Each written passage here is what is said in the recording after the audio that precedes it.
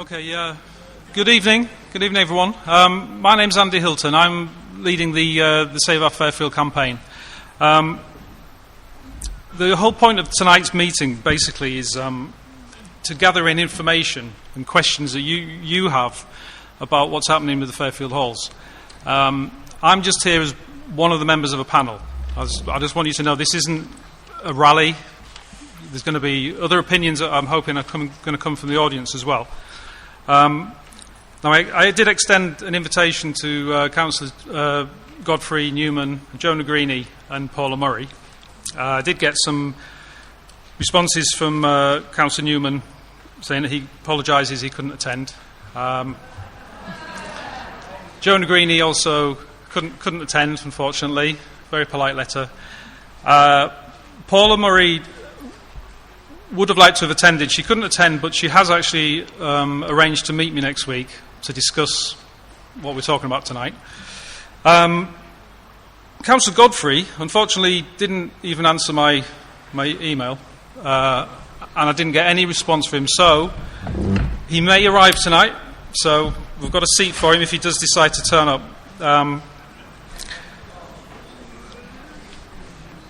Now, the reason that I called this meeting, as I said, was I think we've all got concerns about the closure. And I feel they haven't really been properly addressed by the council about what the future of the Fairfield is going to be. The interim plans, the reopening plans, and I think we can all agree that, we'd like some answers. And it would have been good to have had those answers tonight, but I think we can all agree that the chances of that happening were pretty slim. And so really what I want to do is just speak to the panel, and we're going to go through various sections which will cover the current physical plans for the future Fairfield Halls, the buildings and the area, the methods of work, the current interim plans for the arts, culture programme and provision in Croydon during the works, and the reopening strategy. So tonight we've got a selection of panels. We have Satish Desai from the Institute of Structural Engineers. I think the panel could introduce themselves a little bit when they speak. We've also, down this end, we've got Ross Anthony. He's from the Theatres Trust. He's a planning advisor. He's involved in development of policies and promoting and protecting social, cultural values of theatres, local and neighbourhood plans, etc. Sean Creighton, the end here, is a social action heritage consultant involved with planning issues and a historian, and works with community and voluntary groups.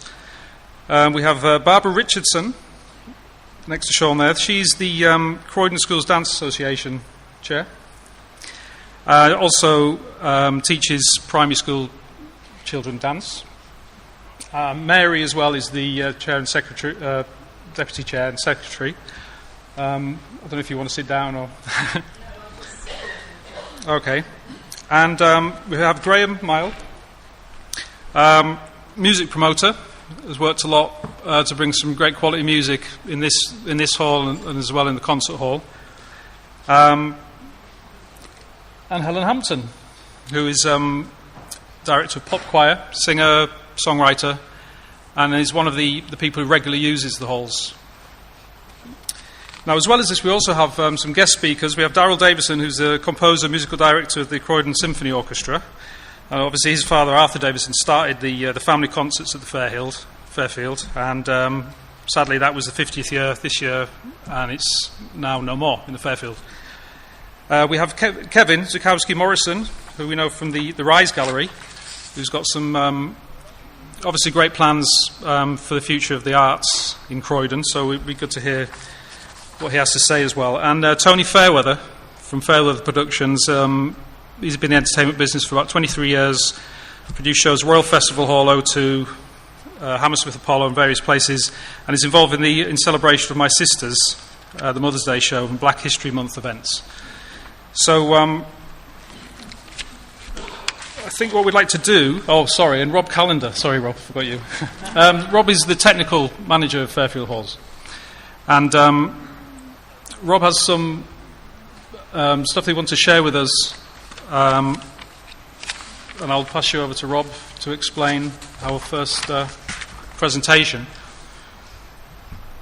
Hello there, yes. I'm Technical Manager of Fairfield Halls, so I'm going to be showing you the presentations that show my personal professional view on the plans as they stand and what's happening. So I don't necessarily represent the views of Fairfield Croydon Limited when I'm speaking here, although I'm sure a lot of our views do coincide together. But it will be generally stuff to do with the technical side of things. So hopefully it won't be too complicated for people for them to understand. So yes, and so for each section that we've got on the agenda here, I'll be doing a PowerPoint presentation. Hopefully it won't be death by PowerPoint. But the first one is quite long, I'm afraid. But it is quite important. There's a lot of detail to be got out. So for each section, I'll do a presentation first, and then it will hand over to either guest speakers, the panel, and then, of course, the public questions, which Andy's got your names from the front. And, of course, anyone else that wants to ask after that, if you've got enough time, then just put your hands up and we will try and get the mics over to you. We've got some mic runners over there to do that. Okay, thanks. That's it. Okay, so first of all, we just want to cover a bit of the background and the context and the history. And for this, we would like to welcome Sean Creighton to the mic, who's going to tell us a bit more. Hi, can everybody hear me? Right, good evening, and it's really nice to see so many people here, and particularly so many faces who don't normally attend public meetings on Croydon issues, so good to see you all. I've been announced as a consultant, but actually I'm a Croydon resident active in my local residents' associations on planning issues in Norbury, working with the Croydon TUC and Croydon Assembly on local economy and housing. I write for Croydon Citizen, and I run a couple of history networks in the borough, the Samuel Coleridge Taylor Network, the Black Composer of Croydon, whose opera was put on in 2012 here at the festival at the Fairfield Halls, and the Croydon Radical History Network. So I'm very much an activist and commentator on local affairs. But I think it's important to look at what is happening in Fairfield Halls in its wider context and to see why it is not a party political issue, as some people are alleging. It's a political issue about the way local authorities are run, regardless of which political party is in control. It's political because politicians have made the decision to close the halls rather than accept the case for part closure, part opening.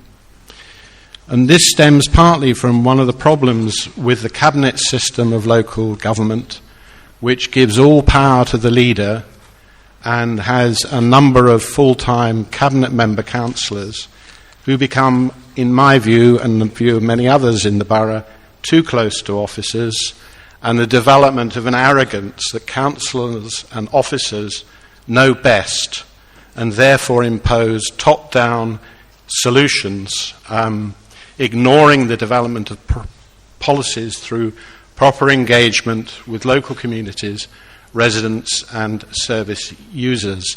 And one could discuss some of the problems that the Labour Control Council has experienced since it took office in May 2014, but also some of the problems that its predecessors, the Conservatives, had when they were running the council. The borough's future is being driven by the developers whose tower block residential schemes are not addressing the housing needs of Croydon. They're pushing up prices and rents, which are making the problems of inequality greater. It's becoming clear that the new Whitgift Centre aims to attract motorist customers from Kent, Surrey and Sussex, and most of the retail jobs that are present will be lower paid.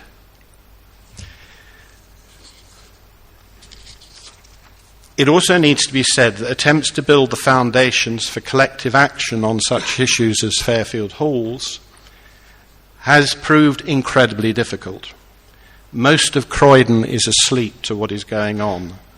The activists are riven with personality in past organisational disputes or are struggling to keep their own organisations and projects afloat, and the council often manipulates this to divide and rule. Also has to be understood that Croydon's population is changing all the time. Large numbers of newcomers are moving in. The town centre will have a much larger and new population. This means that the historic memory of the halls will therefore be eroded year by year unless ways are found to keep its importance alive. The closure of the Whitgift Centre from early 2017 to 2020 means that the town centre is not going to have a major attraction for people to come to, and the town centre is going to be a massive building site which will put people off. Box Park may attract people because of its location to East Croydon Station, but that remains to be seen. And therefore attracting people back to a reopened Fairfield Halls in September 2018 is going to be a struggle, which is why the arguments of the Theatre Trust for a stage refurbishment are so important. Now, what I've said sounds pessimistic.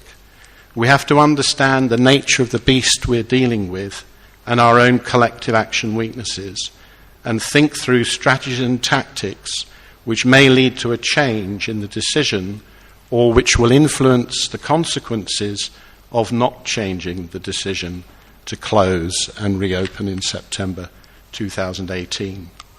And I'm hoping very much that the dialogue with you, the questions you raise and the points that you make will feed into the development of a more sophisticated and powerful case that can be put to the council.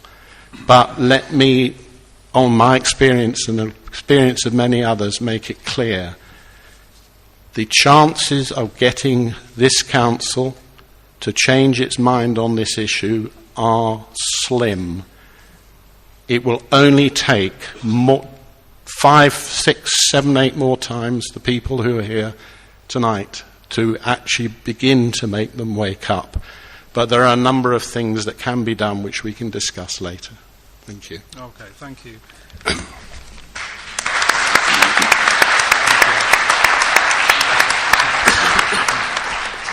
I'd also just like to invite Darryl just to... oh, there you are. Just to speak a little bit about your history with the Fairfield. Hello, I'm well, bring this up. Is it working? Yes, good.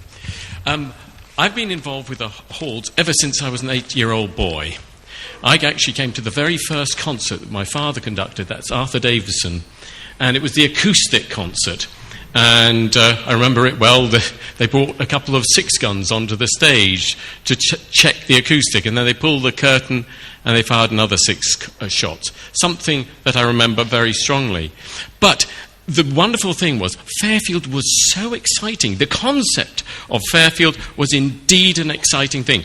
In fact, it was Croydon's answer to the Festival Hall. I think local council says we would like our own festival hall, and this was going to be the Fairfield Halls. And the wonderful thing, it was built with actually extra ratepayers' money. I think it was 6pence special tariff that went to build the hall. Also, there were some very important bequests which were to allow local groups to be able to use the halls, as well as the fantastic artists that had come in from all over the world.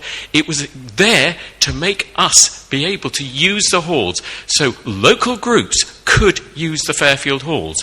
And in many ways, I believe this is the genius of the halls, that we've got international acts and local acts appearing at the excellent facility we have. In fact, after that acoustic concert, I think people realised they'd lucked in. They'd got one of the finest acoustics in Europe. Stokowski at the time said, this acoustic is one of the best. Simon Rattle said, this is one of the finest acoustics in the country, if not in Europe. If 2 really top conductors have said that, I can tell you, you have got something special in Croydon right now. And I think that's important to realise. We're talking about development, but actually the infrastructure here is very strong indeed. And my concern is we're going to lose the local input. Over the years, we've seen many top artists. And even though, let's say, these days, because there are another big event places all around London, you know, it's harder to attract the very top. We actually get some wonderful acts here, and it's a wonderful magnet for so many community activities. And I think that, for me, is the important thing with the family concerts. Over the years, we've had 50 years, and I'm afraid out. I had to close down the concerts. I am an example of collateral damage for what is happening to Fairfield. It's really sad. Over those 50 years, we have seen about 400 to 500,000 audience come through our doors. In money terms, that is referring to quite a lot of millions brought into the Croydon economy. And if we look through all the local groups that come in, we are bringing money into the community because people who come in also buy the meals, etc., etc. If just in the parking, that actually is money coming into Croydon. And my deep concern is, as we have this projected 2-year stoppage, and I believe it'll be much more. My experience tells me it will be more than that. With that, unfortunately, it is actually cutting the special ecosystem that we've built up of all these years of different groups being able to perform at Fairfield. Those will be gone. And my father used to say, actually, you're not just building an orchestra, you're building an audience. And those will be broken. And I was really sad to close up the concerts literally in the last month. But I can't see a future. I would like not to be pessimistic, but it's happening, and if it closes, I can't see us opening up again. And just to realise that, let's say with the Croydon Symphony Orchestra, which I'm conductor of, we run the very successful Last Night of the Proms. Over the last few years, we have raised £250,000 for local charities. That will be lost. And I think what we've got to do is realise on the lost side there is a lot to be lost and will be lost as this decision goes through. Looking into the future, if the halls do open miraculously in 2 years' time, there are 1 or 2 issues that I believe we have to address very, very seriously. And one of the main issues is parking. Unfortunately, if you're going to reduce 1,000 down to 350, which is what is being projected, and then at the same time create 2,000 flats, having all of the educational part of the college, as well as the law courts, as well as all Fairfield Halls, and those are going to go into 350 spaces, I'm afraid if this were Tesco's, they would laugh at you. They'd say, we'll go elsewhere. I feel that it is actually dooming Fairfield, even if it opens, to a slow death of 1,000 cuts. I'm really sorry to be negative, but I think some bad decisions are just about to be made. In Guildford, I'll end with this. In Guildford, we had the Civic Hall. In 2003, the council bravely decided to close it down for just 3 years. And I'm hearing all of the same things once again. It'll be just 3 years. It'll be okay. And actually, a lot of us says, you haven't got the planning, you haven't got everything in position, you haven't got the finance. Nearly 10 years later, it was finally opened. And one of the orchestras, the Guildford Philharmonic, it killed it off.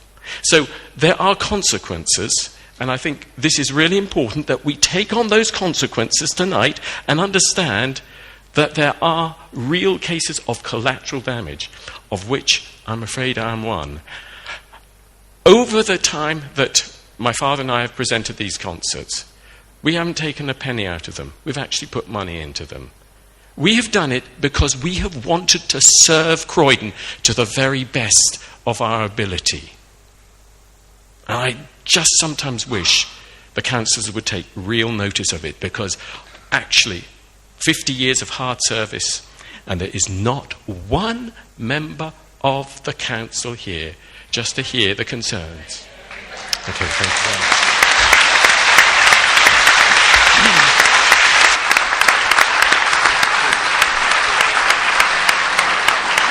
Thank you. Okay, thanks, Darryl, for that. There's another aspect to Fairfield Halls which is quite close to me, is the children that use the halls as well. There are many schools that use the halls. They're never advertised on the front because this isn't something that goes in the booklet. You know, this is stuff that happens on day-to-day basis, all the community groups. And one of them in particular was the Croydon Schools Dance Association. And I'd like to pass you over to Barbara. Okay. Actually, what I'd like to do is introduce Charlie, who's just in the corner here. It is the school holidays, and obviously we'd have loved to have more children, young people here today. Can you hear me? Sorry. But Charlie has come, and she's just going to say a couple of words about our concerts that we put on. And it's not only the Dance Association, it's the Music Association as well. And we run concerts here for young people, children from infants all the way to high schools. And in a minute, after Charlie's had her first words, because I think this is very important, over to you, Charlie, please. Hello, I'm Charlie Watkins, and I'm one of the students at Old Palace of John Wycliffe School. Now, recently we took part in the Dance Association show, and we really enjoyed it, and we would have liked to do it again, but obviously Fairfield Halls is closing down, so we don't have that opportunity again until in 2 years' time, hopefully. I also took part in this at a different school when I was in primary school for the first time, and I think it's made a difference in our school, because it used to be that dance was just something extra, and now it's actually made it a part of the school. I also took part recently in a music concert with my friends, and there were hundreds of us there, and we really enjoyed it. I mean, it was different taste. It was South American and African music, which was different from normal music, which is normally just music from the UK. And I've also enjoyed some of the cluster concerts that we've recently been going to, because it's kind of brought the family together. So, yeah.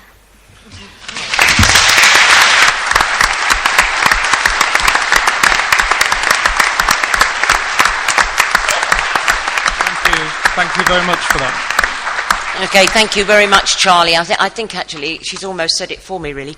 But the concerts that we run, the Dance Association, they started as a sort of sharing thing after the war, before Fairfield Halls was actually built. So schools would share dances together, and it was country dancing in those days. And then when the Fairfield Halls opened, they used this room here to share their country dancing. And then they had too many schools, so it moved into the concert hall until it's now at its peak. This year has been an amazing year. We now do 3 concerts, all separate concerts, 2 evening concerts and 1 matinee concert. And what makes it so brilliant is that the children in the dance concert can actually watch, because it is such a large space. I mean, I've heard a rumour that apparently we're supposed to go to the Stanley Halls and do the concert. Well, I think we might have to work for 3 weeks, and it actually nearly killed me doing 2 days. But, the whole situation here, this wonderful, wonderful facility that we've used so regularly, it is brilliant. And obviously we all know it does need a little bit of a facelift, there's no question about that, but we are going to miss it, and I just don't know where we're going to go. I mean, at the bottom line of this sheet that Mary's done, she's done a wonderful thing about all the number of schools, the number of dances that are done all through the school clubs and so on. But there were, over the 3 performances, over 1,000 children took part dancing. Now, my other job and Mary's other job, Mary's other jobs, is teaching in primary schools. And one of the aims of my teaching is to teach these children so that they can dance beautifully at the Fairfield Halls. The parents look forward to it. The children love it. That's my job. Am I going to go to those schools and say, OK, I'd love to come back and teach your children, but it's not going to be quite the same, is it? There's building up to this wonderful, wonderful event here. So, you know, that's our little story, and I'd like to thank Charlie very much indeed for explaining it to us. And I think, I know we're not actually represented today, but the Music Association also do a massive, or two, they do two massive performances, one for infant school and one for junior schools, and again they need the space. I don't know how many children they have singing in that choir, but it is massive. Okay, thank you very much.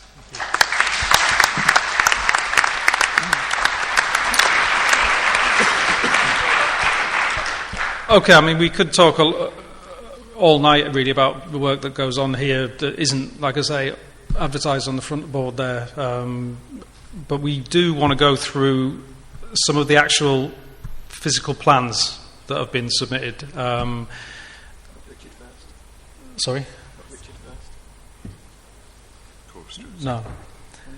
Yeah, we'll come back. Okay. So we were going to speak to someone, Richard, who's one of the core of the stewards, but I'm just trying to move things on a little bit.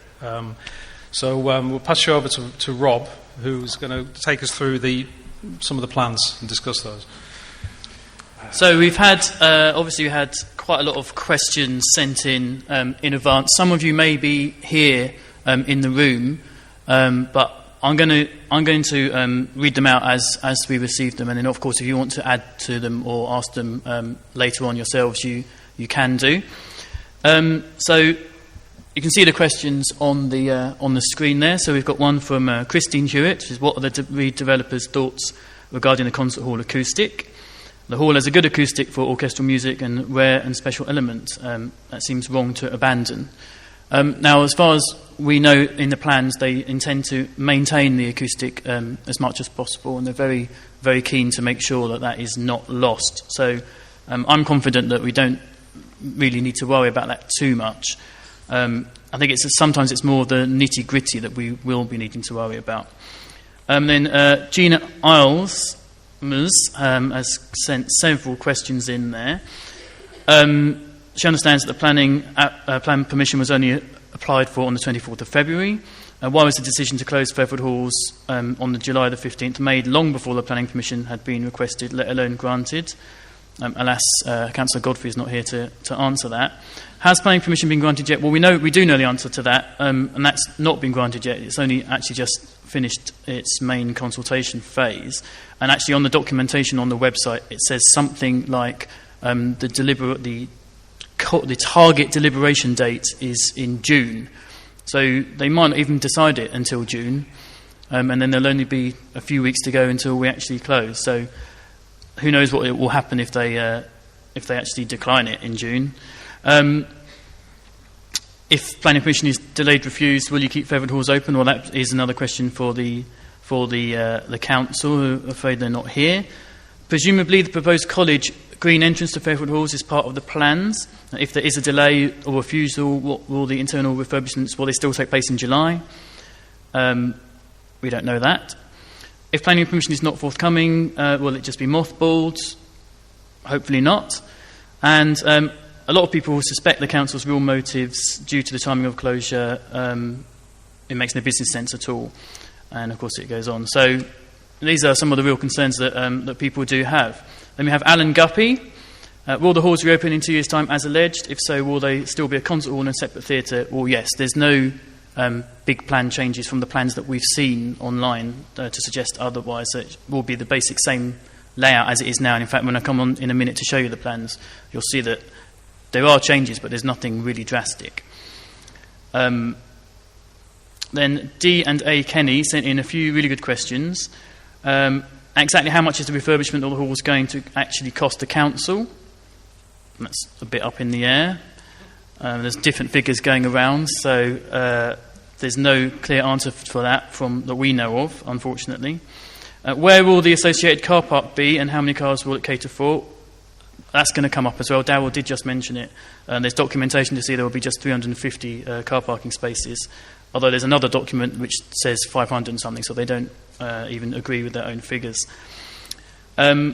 Jill Warburton says the concert hall is renowned for having the best acoustic in London. Professional musician, I've played in the hall many times over the years, and I can vouch for this statement. There you go, you can read that now, sorry. The concert hall is perfect for small, medium as well as larger ensembles, and I'm concerned that this marvellous acoustic will be maintained and improvements are carried out. So, and that's another problem. And I think we're pretty confident that the acoustic will be maintained. So, as I said, that's not a big concern. So, moving on to the actual planning application, there's a lot of wordage going on there, but I'll try and stick to the main bits. So, the proposed external alterations to Fairfield Hall are part of a wider package of works, as we all know. And the main things are the remodelling the service areas at the rear of the building to improve the get-in, which of course we all applaud. And removal of the 1990s extension, which is kind of above the back here on the Arnhem Gallery, which was for office space. They're going to remove that. They're going to extend the Ashcroft Fly Tower to provide improved operational facilities, which we very much applaud from a technical point of view, definitely. They're going to put an extension on the College Green side, which will provide an active frontage to the building onto College Green. It won't be an entrance to Fairfield Halls, as many people had been thinking or had thought, because it can't be, because that section of the building just is on the side of the Ashcroft Theatre. So in order to put an entrance there, they'd have to completely change the Ashcroft Theatre, and frankly, there isn't the money there to do that. Even 30 million isn't enough to do all that as well. So it's going to be basically cafe or food and drink outlets, presumably a concession. We don't know, there's no detail about how that will operate. Hopefully it won't be a chain, but who knows. And also be an entrance to the new art gallery, which Kevin's going to talk about in a little bit later. There's going to be roof terraces created, so people can enjoy the sunshine of beautiful Croydon. So I'll come to those as well. And they're building an energy centre. Doesn't quite explain exactly what that means, but it's definitely more than just the boiler house that we have at the present. I think it's going to serve the whole of the housing development. That's going to be built under the rear yard, and also they need to make the chimney bigger to allow for that. And so that's the main things they're doing. Another document, it talks about the various policies that the council have in place. So it says, in addition to the extensive refurbishment works taking place to the exterior and interior of the halls, approximately 3,739 square metres of new floor space will be added to Fairfield Halls, along with the removal of 220 square metres. So there's some additional, there's basically a new function room being added above here, which I'll show you in a little while. That's the main bulk of that extra floor space. It's not clear whether they're including the new extension on the side that's going to be cafes, but the cafes will be separate. It won't be part of Fairfield Halls. It'll be a separate thing on College Green. And the complete package of works to the Fairfield Halls, internal and external, is an integral part of the business case for the ongoing economic viability of Fairfield Halls. Now, that's an interesting sentence there, because from a technical point of view, there's quite a few things in the plans that might actually interfere with the viability of a functioning Fairfield Halls, which I will show you shortly.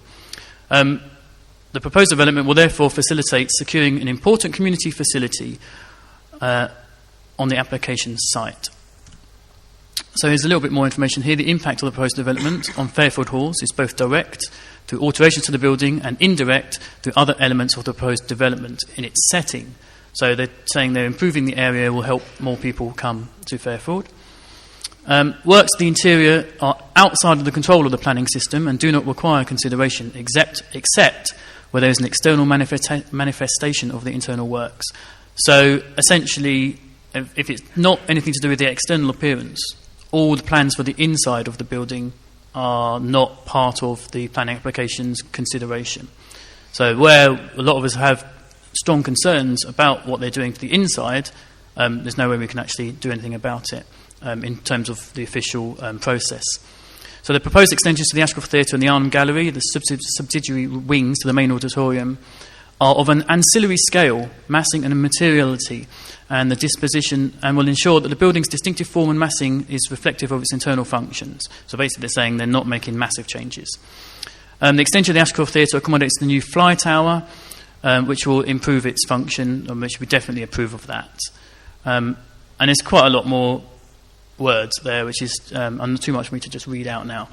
And it does note as well that both the Fairfield Halls and the Croydon College are locally listed buildings, so they're not actually grade listed, but they are locally listed, which means they do have to pay a little bit more attention to what they're doing to them. So here's the sort of the map of where we are, and as you can see, Fairfield is down here in the bottom left corner. You've got the Croydon College above to the north, and then just across to the east of the site is where the NCP multi-storey is at the moment. That's the main bit that's going to happen along with Fairfield Halls, which they're going to be turning into housing as of July, supposedly. So on this plan here, you can see Fairfield Halls in the bottom left corner. The area that's in kind of light blue is the phase 1, which will be happening straight away, they say. The areas that are chevrons, E, C and D, are phase 1A, B, C, bits that are going to be happening after phase 1 but before phase 2. Which includes, so Fairfield will be complete, the new houses on the multi-storey will be complete, then the bit in the middle will be where they're putting the new college building, once Fairfield is meant to be back open and running. So that would be quite interesting to see how a building coming right up to the very rear of the theatre and the Arnhem Gallery here will function with a building site literally on top of it. Here's some more examples of what that actually means. So all of these pictures are from the planning documents, and they all show the location of Fairfield in relation to the proposed college building at the back, which is planned to be built over the top of our rear yard. So in the bottom images, you can see that the buildings, if you look at the Fairfield structure, the main bulk in the middle is obviously the concert hall. To the left on this picture you've got the Ashcroft, and to the right the Arnhem, and they've twisted it round into different angles in the different pictures. And in each one you can see, both on the Ashcroft side and the Arnhem side, it comes right up to the very back, which is where the dressing rooms are now in the Ashcroft. So they'd be lovely, bright and airy after they do that. And also on the Arnhem side, which is where the offices are for the staff at the moment. So the only bit that gets a little bit of a little courtyard is where the existing loading bay is at the moment. And that will be full up with other items which I'm about to show you. So this is a little bit more of a close-up. So building 7 is the new college building, which is where our yard is at present.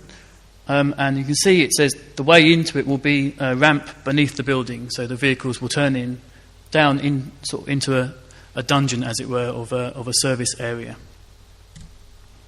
So here's the overview of what they're doing to actual Fairfield Halls itself, obviously concentrating on what they're doing for Fairfield.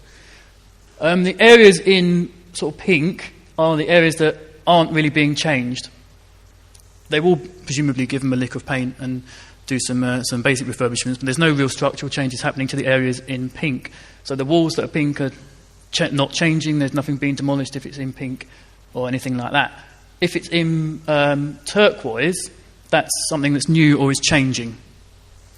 So as you can see at the top of the image is the new extension onto College Green, running the whole length of the Ashcroft Theatre. The Ashcroft Theatre auditorium itself, nothing changing in that, which we think is a bit of a missed opportunity. Then on the stage, they've given the stage an extension into the new extension building, which will give us more space, which is good. There's some work being done to the stage, other work being done to the stage to improve the get-in. Front of house in the foyer, they're reorganising the foyer to bring it back to its former glory from the 60s, which means they're going to be taking out all the stuff that was put in about 5 years ago when they refurbished the foyer. So the lovely wavy ceiling will be gone, and it will go back to a plain straight sloping ceiling, I believe, to how it was, which hopefully will look nice, but maybe a bit of a waste. There'll be some more reorganisation of the brasserie area. The box office is being slimlined, as you can see, by being sort of elongated rather than wide.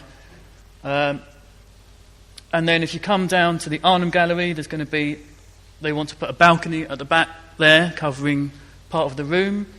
The bar area will be reduced because they're going to put a stairwell in. At the back, and the kitchens are going to be improved. There'll be some reorganisation of some of the rooms at the back. And then the main bit at the rear is going to be the new get-in access for the concert hall, which we applaud. Not necessarily the means of getting the stuff up there, though, which I'll come on to. And certainly personally, I've got a suggestion that I would have thought they should have done and they haven't done, I think, because of the college over the top. So, going through the goods and the bads of the plans, green on the left is what we think, as in Save Our Fairfield and myself professionally as a technical manager, think are the good things they're going to be doing to the building. And the things on the right in the red are the things either not good, they haven't paid enough attention, or maybe not, they could have saved a bit of money by not necessarily doing them that way. So the good things, we've got the new outdoor terraces, which they're going to be putting around in various different places. And we've got the extension to the Ashcroft stage, which I've said. We've got improved get-in to the Ashcroft. The fly towers being raised so we can host bigger shows and better shows. The foyer is being refurbished. The box office is being refurbished. They're refurbishing all the public areas in the auditoria, we presume, but there's nothing specific to say that. The concert hall get-in is being improved, so you can drive the equipment straight onto the stage rather than having to go off the van, down a corridor, in a lift, up in the lift, and then onto the stage, which we have to do at the moment. The platform and stage in the concert hall will be more flexible to host different shows. They'll be improving the back-of-house facilities in association with the extension they're building to improve the get-in, which means there'll be some extra dressing rooms and some extra offices and things like that. Kitchen's being upgraded, and there's going to be a new function room above here, which will be good. Not so good, the extension that creates the active frontage to College Green doesn't really help Fairfield itself. It will, it will make it a nicer area, but it won't necessarily be part of the operations of the building. So therefore, should the budget for the whole refurbishment of Fairfield include that, which isn't part of Fairfield, apart from the stage extension, is the only bit that really is. And there's some things on the plan are just wrong. So, as technical manager, I know the area in the theatre, which is a large pink blob on either side of the stage, which shows that it's a solid, there's no room in there. Well, actually, there's two rooms on either side of the stage, and they're over two different floors, and they go right up to the full height of the building, which is where we use for storage and equipment. So the fact that's not on there is worrying, because what are their plans for that? Do they even know it's there? What are they going to do? So it shows they haven't really been paying attention to detail when they've come up with the plans. They're adding pillars in spaces where pillars will be very inconvenient, such as part of the new stage extension, there'll be a pillar in the middle of it. So we won't be able to move big bits of set into that. And also at the back here, they're planning on putting two pillars in, which will affect the effectiveness of this room. If they want to have large banquets in here, when you have round tables, it restricts your layout quite a lot. The stage door layout is going to be more complicated than it is now, so it will make things difficult for the stage doorkeeper. It might increase staff costs as a result. There's going to be reduced space for vehicle movements in both the access road and the yard. They're going to put a truck lift in to raise the trucks up to the platform level, which I'll speak to you about in a minute. The college building is going to be over the top, which we've already said, so that's going to reduce the light and the air. They're going to be building it once Fairfield is meant to be operational. How? Certainly there'll be a lot of noise even if they make it work. The storage space is being reduced drastically, and they haven't really looked at what they're going to do to replace the storage space. The existing Fairfield room and Maple function rooms are being reduced in size. The restaurant area, they've put electrics room and a kitchen directly underneath the floor above, where there will be toilets. So if you know what kids are like when they're here for any kids shows, you'll know there's quite often water all over those floors, and it will trip through onto the electrics and the kitchen. And obviously there's some missed opportunities to maximise space, such as they haven't really thought about the workshop area under, which I'll show you now. So a bit more detail. In the Ashcroft, they're extending the stage, as you can see on the left image, to the north. And they're extending the fly tower, which you can see on the section here, so it's being raised up. The fly tower here, which is where we fly the cloths for the shows, It's not the standard height most theatres are. We don't know why, but it causes a lot of delays to when we're putting shows on, and obviously puts some shows off coming here if they know it's going to take them longer or be difficult, or they just don't fit. So here's some things that are not good in the plans. So you can see there's a pillar stuck in where we don't really want one. There's also 2 pillars shown where the safety curtain machinery is at the moment, so we're not sure what their plans are for that safety curtain, and obviously it's got a beautiful painting on it, a mural, so that's a little worrying. And then of course on the right I've shown the 3 areas, or the 2 areas, but on each different level, where they've shown it as just a solid blob when it's not. In fact, there's a room there and there's stairs and all sorts of things in those places. So that's the lack of detail. So this is the backstage, the loading bay at the rear of the building. So as you can see there's going to be a truck lift. The loading area is going to have conflicting loading places, because we've got the new gallery loading bay, we've already got the Ashcroft loading bay, and there's new disabled parking, which is a good thing, but the position is not necessarily. The stage door itself will have a restricted view through a tiny window, so they won't be able to see what's going on in the yard like they can at the moment with their big plate glass window. The access road is being narrowed, so there won't be as much space for trucks to park when they park up. And also at the moment the trucks turn into Berkeley Road Annex to get in. So on the left is the existing way the trucks reverse in, and they drive into what is the Berkeley Road's their loading entrance area, then reverse into our yard, straight up to the Ashcroft, or straight down to the concert hall loading area. On the new plan, we can't really see how that's actually going to work. If they do manage that turn, it's going to be done in quite a few turns. And even the existing way they get in, some drivers have difficulty. They manage it in the end. With the new one, with the road's going to be narrowed, it's going to lose 2 lanes effectively, which is currently a sort of 5-lane entrance area down to the car park. It's going to be reduced. Now they do widen it slightly where they used to turn, but whether it's enough, we're not sure. And then to get onto the new truck lift, they have to drive into the yard where currently we have car parking. Then they have to reverse onto the truck lift. And then to get out, again, it's not entirely clear. They'd have to do multiple point turns to get out. So that's going to be fun for the drivers. Also, the rear yard, as well as being a service yard, is also parking for all the artists and the staff when there's availability. Obviously, when it's very, very busy, they have to go into the car park. But at the moment, there's 20 to 30 spaces. We can fit them in if they manage it. The new yard, with the vans turning all over it and trucks turning all over it, we've got 5 spaces.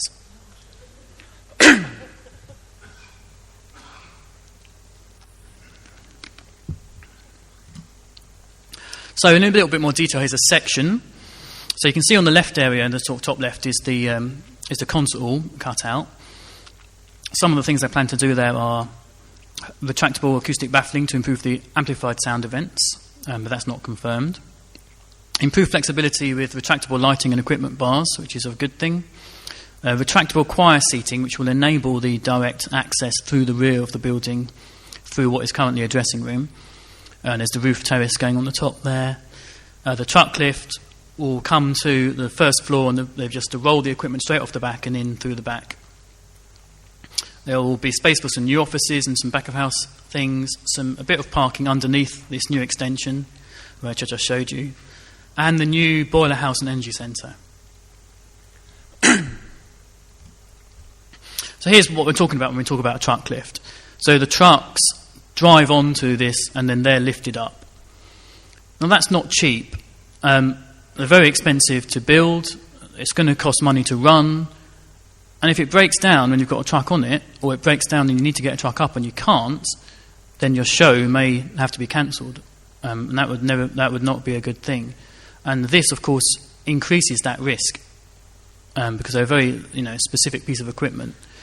I doubt we could just call Otis Lifts to come and fix it on the day. It would be very difficult to sort out.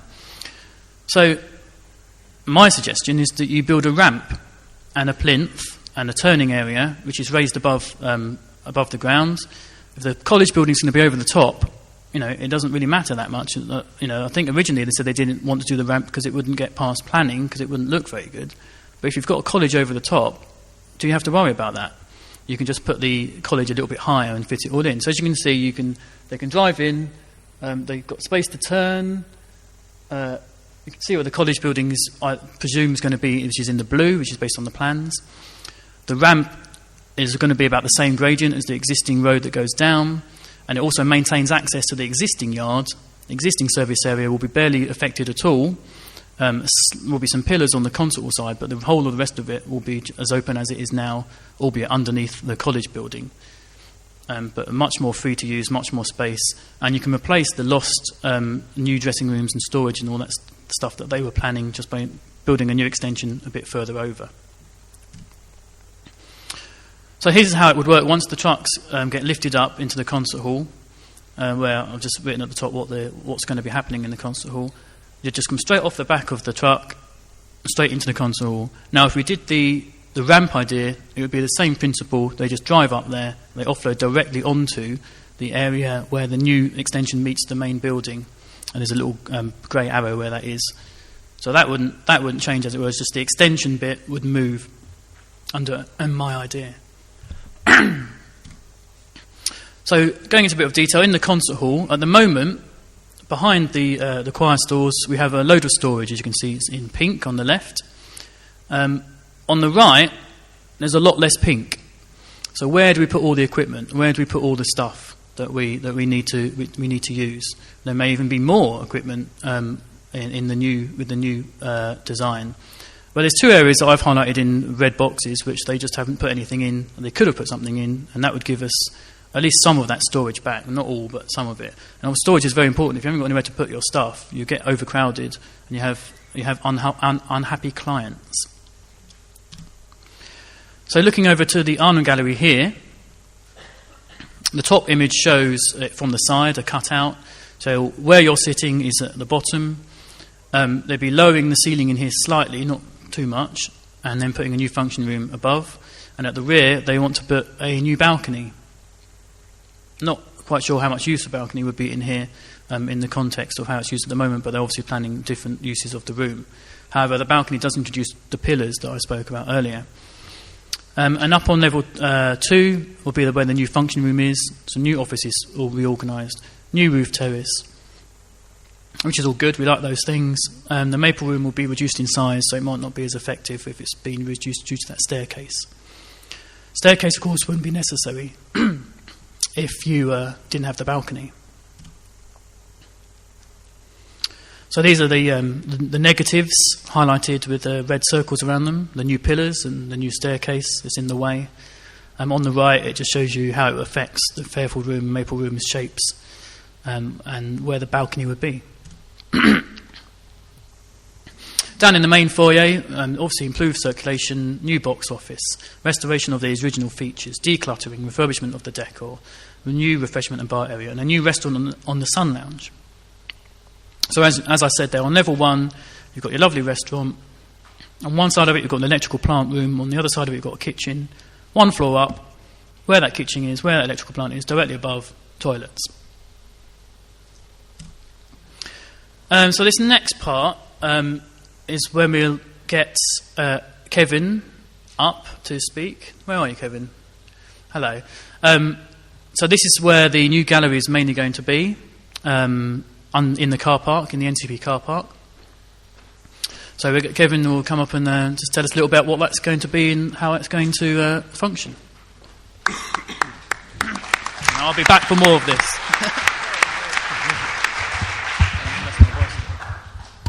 Okay, thank you. Can everyone hear me? Thank you very much to the panel for inviting me tonight. And some of you may know of us already, some may not. But it's really nice to connect with everybody. And I'm very supportive of everything what's going on here. And I think, of Simon and everyone that works here at the Fairfield. What an amazing cultural hub that we've got, and something that deserves to be celebrated. I'm here as a member of the community, a very proud member of the community, someone that uses the Fairfield quite a lot, as my daughter can vouch for me. We've done Horrible Histories quite recently. That was a fantastic show. Was a Swan Lake and a number of other things. But yeah, it's a wonderful place. Now, yes, one thing that I would like to include within this development, and which is a new art gallery, a visual arts centre, a museum standard gallery. Now, we've been here for a few years, two years actually. I've been in the industry for a long, long time. And it was always a vision of mine to open a much bigger gallery, institutional standard gallery, in my hometown. And you may have known what we've done already. Tell you a bit about what we do. So we're a commercial entity with a social agenda. I support a number of charities. I actually fund my own charity, work with individuals and vulnerable adults within the community, which I personally fund. I work very closely with the Croydon collection, and I'll be very soon to donate some of my own collection towards that. I want to assist that going forward in the years to come. And hopefully make Croydon a more exciting place to visit, and a more exciting place for the community that already lives here. So the gallery itself is quite a substantial one, as some of you may have read in the press already. So it's around 27,000 square foot. So it will take some of the car park. That's what I'm sorry. I think that's really worth it. For me, I think what we can build would be just a fantastic addition to the Fairfield. And yeah, I'm sure there's lots of questions about that. It's very, very early days where we're still going through the procedures and costings, things like that. I'm sure one thing that people want to ask, is it funded by the money that's going into the Fairfield? No, I can tell you that now. Hopefully it'll be a series of part privately funded, fund a lot of it myself, but I'll also try to raise other equity as well. But as I go through this process, I'd say it's very, very early days at the moment, but I'm very happy to continue a dialogue. I'm always here to talk to, and if you've got any questions, I'm happy to share my personal email with anyone. I want to be very transparent about our intentions and what we want to do. So we want to provide world-class exhibitions and bring them here to Croydon. We needed a suitable space. I attempted to purchase another large building across the road from the Fairfield Halls, but I was told 3 or 4 times that wasn't going to happen by the landowners. And for whatever reason, I think they turned it into residential, which is a real shame, but that's a very separate issue. So we want to bring you a very exciting programme, something that will attract people to Croydon, be an epicentre for visual arts hub within Croydon, and of course be very respectful to our community. So as some of you may know, I'm a governor at the School of Art at Croydon College, and we support them, and I lecture there, and we do everything to help to support those. So there'll also be a very educational side to it. Of course, it will cost money to run, and we need to make money. So in the long term, I don't want to be constantly trying to get handouts from the public.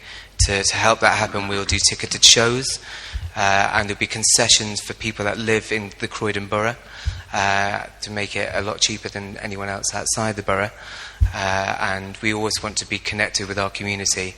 And so it's still very, very early days, and I'll keep everybody in touch with what's happening. And but I can't stay in until 10 o'clock, unfortunately. I've got a dinner date with my 6-year-old, and 10 might be a little bit too late for her. So if the panel's okay, I'm happy to answer a couple of questions if anyone's got any now. No, it'd be good, I was going to say, to try and open it out a little bit, if anyone at this point, only about things that we've discussed, because obviously we're going to be doing the interim and the phased versus closure subject.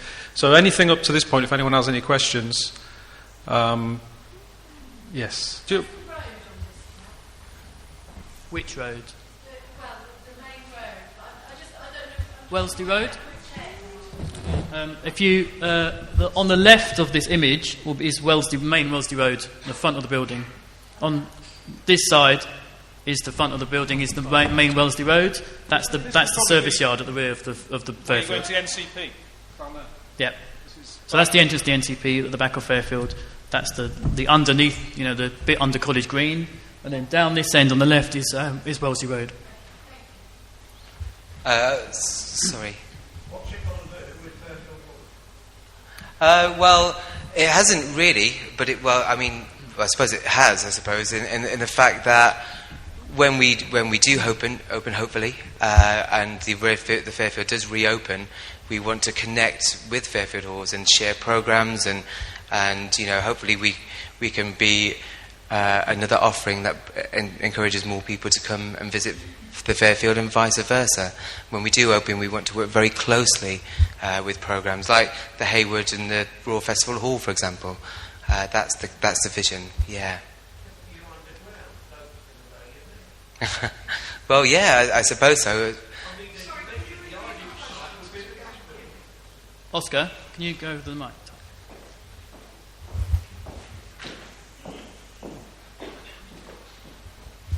Thank you. As you mentioned before, unfortunately it's got to be residential, but the gas building would have been ideal. It's a lovely looking building. It's right opposite exactly where you need to be. You're burying that below the car park, though. Who's going to know it's there? Yeah, no, I agree. You've got no frontage. Yeah, I agree. Sega's house is a beautiful building, and I would have loved to have had that. But I after a multiple of offers, I did get turned down, and but we need somewhere bigger. We can't accommodate the shows we have now, so we need to expand somewhere. I know it's perhaps quite an unusual plan, but we've seen one in San Francisco. There's one in Berlin. In fact, I'm going to Berlin next week to discuss with the people that have got the gallery out there how they did it, what was the costings, what did they struggle with, and just for some general advice, really. Yeah. Sorry, would you like to pass the microphone behind? Thank you. May I ask a question of Rob Callender, please? Or yes. Is it... No, okay. Thank you. Right. Rob, good evening.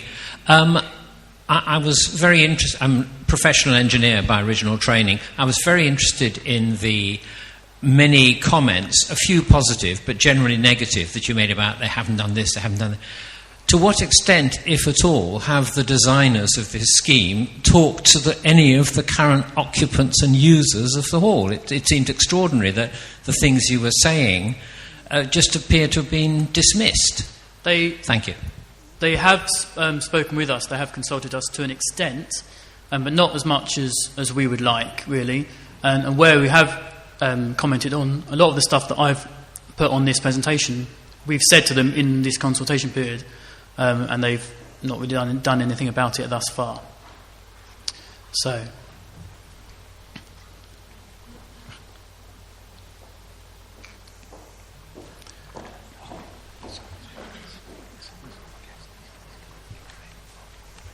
Hello, my name's Tracy Haig. I'm a long-standing Croydon resident. I was born and bred in the borough. I wanted to make a point about a subterranean gallery, first of all, because, of course, the Louvre in Paris is subterranean, but do you have anything you could stick on the top to kind of make it iconic? That's one thing. But I also wonder if we have any more information about the energy centre, because I come from an energy and environment background, and I'd be very interested to know more detail about that if we have it. Thank you. Sorry, was that do you mean the energy for the underground gallery or for the entire project? Oh, okay, because we're still discussing that part yet. But, we spoke with the architects, and in College Green there was some ideas of putting some skylights in that see through into the car park. But again, that's not going to provide a great deal of light because they were quite little. But what we would like to do is do some site-specific installations and some sculptures, perhaps in the College Green. I mean, this is only an idea at the moment. It's just an idea, but just something to let the people know that we're there. Of course, it's going to be quite a challenge, but it's one I'm really confident on. I really want to take. So, but yeah, hope that answers the question. Okay. Sorry, we've got one more question just about. I've gone through all the documentation that's on the planning application, and the only thing I couldn't access was the design and access statement, which might have had more information in that, because the link was broken on the website, so I never actually managed to look at that before today. But all the information I've got from the website, from the planning application, it doesn't say how the energy centre is going to operate or what it's going to do. But just while Kevin's here briefly, I'm obviously not putting you on the spot, but well, I am a little bit, but not in a nasty way. An idea that I've had about reducing the impact on the car park is in subterranean again, but underneath the main part of Fairfield, we've got a massive workshop area.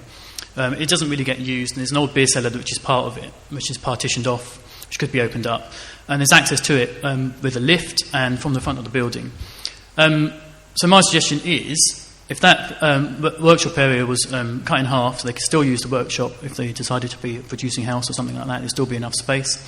And the rest of the workshop, which has got lift access, is joined onto the car park, so it could also be in the bit of the car park, but not as much of the car park. An alternative, because this workshop space, and this is more probably to the architects, not to you, but whether you'd be interested in that as being another option, is this, as I've highlighted in the pink.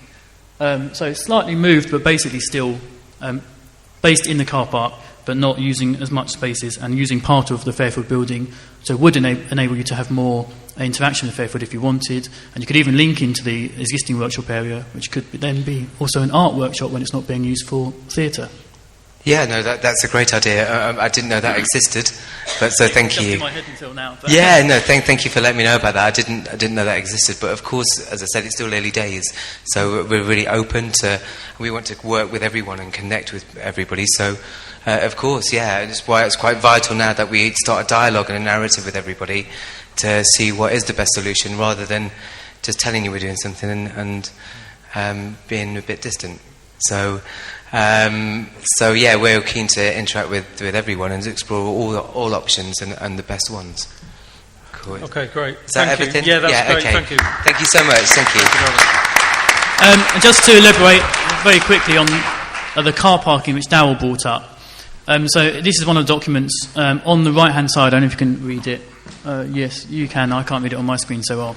But it does say, it shows you distribution of the car parking spaces, and it tells you at the bottom total public car parking spaces 328 up to 350 altogether. So a lot less than it is now. These documents show you the existing is 1257, the proposed is 573. These are on a different document, but that's at the very, very end of everything. So until then, it's obviously it's the 350 that they've stated. These documents are all on the planning application. And there's a little bit as well on the back about the connection to Fairfield Halls. So they want to build the college with a link to the back of the Ashcroft Theatre.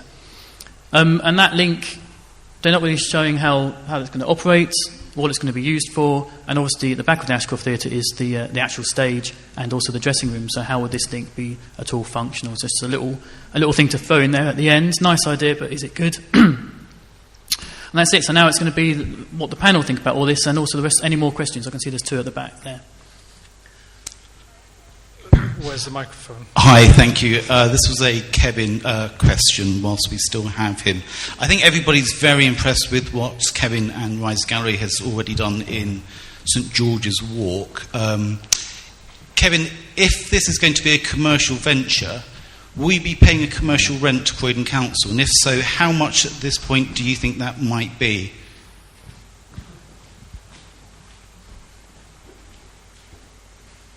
Yeah, thank you very much for your question, and thank you for your comments. So yeah, it's in regards to it's going to be a commercial venture, and well, it'd be mixed use, lots of educational as well. So with regards to rent, obviously it's going to have to be more than income of the car park generates. Then I can justify perhaps more having that space. Also, I mean, we're still under discussion yet because we're still talking about the full costings of the space itself. How much is it going to cost me?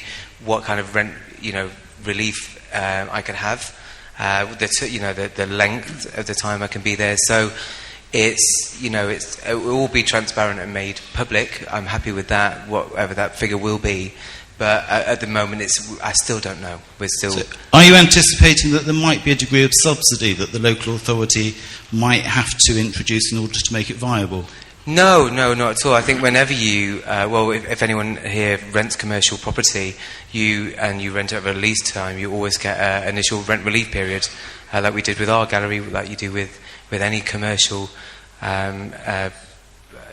leasehold.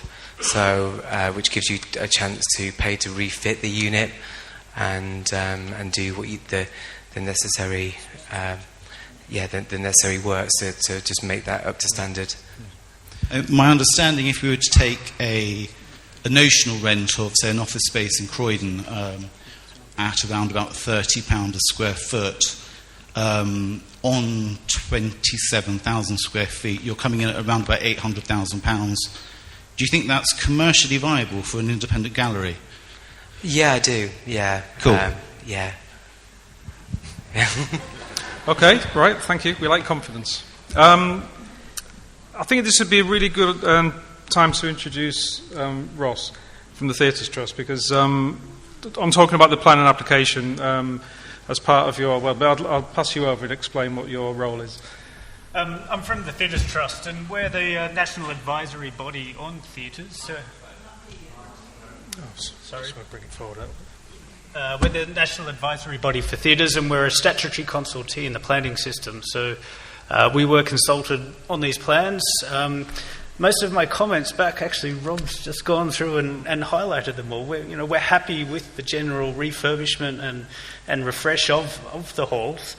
But one of the key things we've highlighted that the design really needs to be done in conjunction with the new theatre operator, whether the existing one's kept or a new one's appointed. You really shouldn't go ahead with this without knowing what their needs are. Our other major concern was really with the service yard and the relationship with the new college building. The college building is outlined plans. There's no detail, as you've just seen. How is that walkway connecting to the building? There needs to be a lot more detail, we feel, before that aspect of the application can really be assessed properly. And the get-in, they showed in the application that the trucks, the 16.5 metre trucks technically can get into that service yard, but there's no real understanding of the operational realities of all those trucks coming. Where do they park? One can't use the truck lift while there's another truck in there. So we've really suggested that they need to have a proper advisory review on how that service yard works and how Building 7 interacts with the halls itself. And most importantly, who is the end user and why are they not involved at this stage before planning is approved? So that's our opinion. Okay, thank you. Thanks for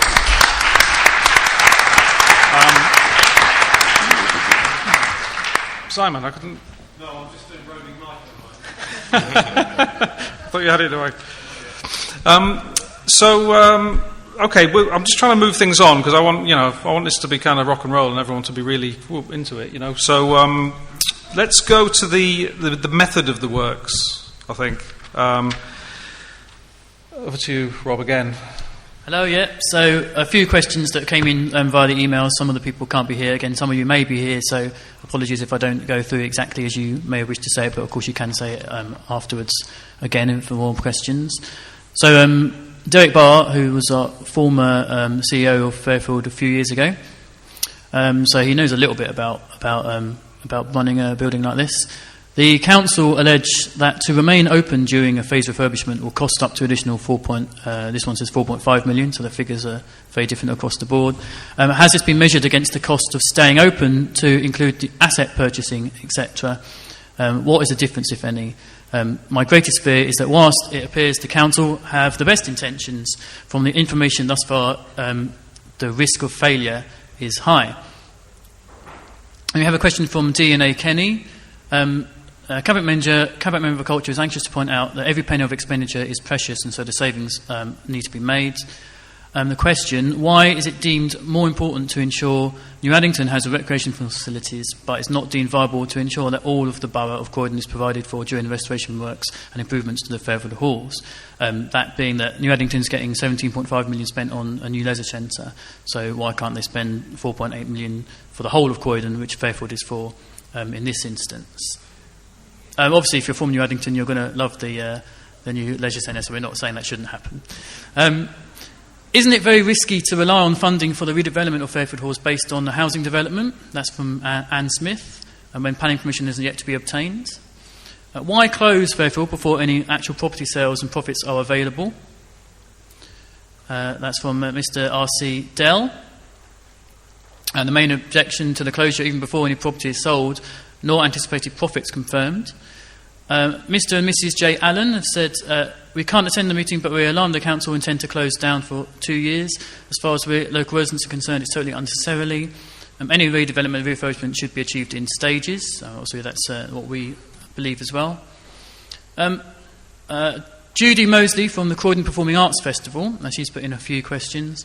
Why is a phase of refurbishment not being done? Eastbourne's Congress Theatre recently underwent an extensive refurbishment and they kept the place open throughout that time. Why can't Fairfield be done the same? Someone else saying, why can't you refurbish it bit by bit and therefore keep the building open while works are carried out? Obviously, there are some people that disagree with that view, but from our point of view, obviously, we want it to be phased. That's the whole point of while we're here, certainly. We desperately want the refurbishment done. We want it done bit by bit to keep the place open. So arguments for phasing it. So obviously, the audience growth and momentum is maintained. So there's been attendance has been increasing over the recent years from the new box office and website that was created not long ago. So the audiences will keep in habit of visiting if we've still got a functioning space. Up to 176,000 people visited Fairfield in 2014-15. But you should note that's just ticket sales for live performances. So there were a lot more people coming to see the cinema, a lot more people coming to private hires, free events, all the kind of other events. That 176,000 is just the ticket sales. And that 176,000 from ticket sales puts £2 million into Croydon's economy each year, and that's from independent auditors. So can I just... we've seen a lot of these, but can I just point out the one that I just see about the most of the staff keep their jobs? Can we talk a bit about that? Because I think... Yeah. Well, obviously, if you keep the building running, then most of the staff will be able to keep their jobs. And we have apprentices here, so we're training people with specialist skills and talented workers to work in Croydon. So obviously, if the venue closes, those skills will be lost to Croydon. They'll go elsewhere because there isn't any other venue for them to work at in Croydon. So there's more of these. Hopefully most of you will have seen these. I know if some of you aren't online, we've got basically 16 reasons why we think it should be phased. So it keeps the place open for local groups, it can hold its position on the touring circuit, and the venue operator can remain in to advise on the ongoing functions. The building's perfect for phase work, so I'll show you that in a minute. The cost of closing and opening from scratch, again, we don't know how much that's going to be. No one's published it, and they're refusing to publish how much it's going to cost to close and reopen. There's no timescale detail, there's no operational plan, and there's no strategy for how the venue will operate post-closure at the moment from the council. Events get booked up to 18 months, 2 years ahead in some cases. If all the staff are gone in July, theoretically, they might need them back again in December, so what's the point of making loads of people redundant if they need people back to start booking? Who's going to be coming back to do that booking? What about the fixtures, fittings and the detailed stuff that the operator will need to choose? That can't be chosen by an architect because it needs to be operational staff that know what they need. I think there's one thing that I would just like to say is that who the operator is a really important question, isn't it? Who's it going to be? If an operator has not been appointed yet, when are they going to be appointed? Because, like you say, you need at least 18 months, sometimes 2 years up front. So when they say open in 2 years, is that building finished in 2 years and then another 2 years to get people in, making it 4 years? Is it nearly 5 years? I think these are some of the questions that I've been asking. We just want the truth, To say it's going to be open in 2 years' time, I wouldn't say it's a lie, although I probably have said that. But another reason, it's a bit of an twisting... Yeah, go on, you say it. I'll say it. This That's is a lie. But we're not out of reasons yet for... Oh, go on. Sorry. I was going to say, everybody here is being extremely polite. I'm prepared not to be polite about this because it drives me nuts. You've listened to Rob tonight. This is the expertise which is being lost. This is somebody, the people here care passionately about the Fairfield Halls, the people who work here, the volunteer stewards, all the staff here. They're not just people who they've got in off the street. These are people who've invested time and months and dedication to make the Fairfield Halls what it is. By shutting it down, this is what's being lost. And we cannot get that back. You will not get that back in 2 years' time. You won't get it back in 4 years' time, or 5 years' time, or 6 years' time. And I find it incredible that the councillors cannot even... I mean, they've actually ignored... They don't even respond. They have ignored all our letters, all our emails, everything. They can't be here tonight because they can't be bothered. And that just shows the contempt they hold all of you in, and the lack of understanding of what they have right here that they're prepared to jeopardise.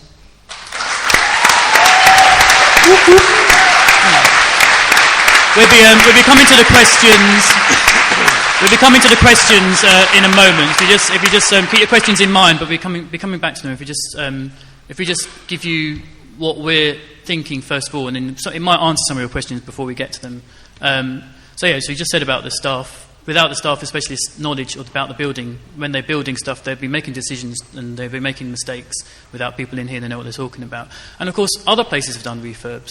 You've got the Nottingham Theatre Royal and places like that have done other refurbishments. So the reason this building is so good for phasing is because it's basically built in 3 sections. You can see the purple bit is the Ashcroft Theatre. It's a distinct wing from the main section of the building, green, which is the main concert hall and the foyer. And then the blue bit on the bottom left there is the Arnhem Gallery where we are now. Again, it's separate from the rest of the building. Obviously, it's joined through doorways, but the structure is fairly separate. And you can see Area 1 being the Ashcroft, Area 3 being the Arnhem, 2A, 2B. So 2A is the front of house and the foyer area, 2B being the concert hall backstage and the concert hall itself. These things could all be done separately without really affecting each other in the phase works. There'd need to be stuff done to enable that. But that would only take a few months. It wouldn't be impossible to do, and it's what engineers, so Satish is about to tell us, are very much used to doing. So there we go. We had 16 reasons more actually to phase it, and there's only 2 real reasons that people say not to phase it, and that's it's cheaper and it's easier, and cheaper and easier isn't always better.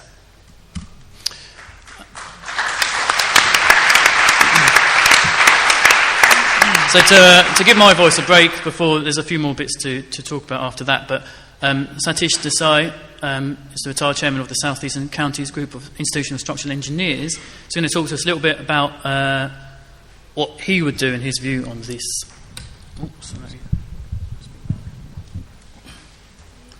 Good evening, ladies and gentlemen. I am a structural engineer, and what I'm going to say will be my views and not that of the institution as such. I find myself in the middle of very talented artists and as a structural engineer. I suppose someone has to be a structural engineer. But you see, I am a citizen of Croydon. We moved here 33 years ago, and Fairfield Hall is a place where I have watched my children's school programs. I have watched musical programs of all sorts, nothing to do with elitism or Indian music or any sort of music. Then, importantly, Institution of Structural Engineers South Eastern Counties Group, we hold regular meetings here. About 100 people come every, about say 6-8 times. And I can't contemplate Croydon without Fairfield Halls. So this is why I will try to put my views forward as to why I support the phased innovation. Where do we go?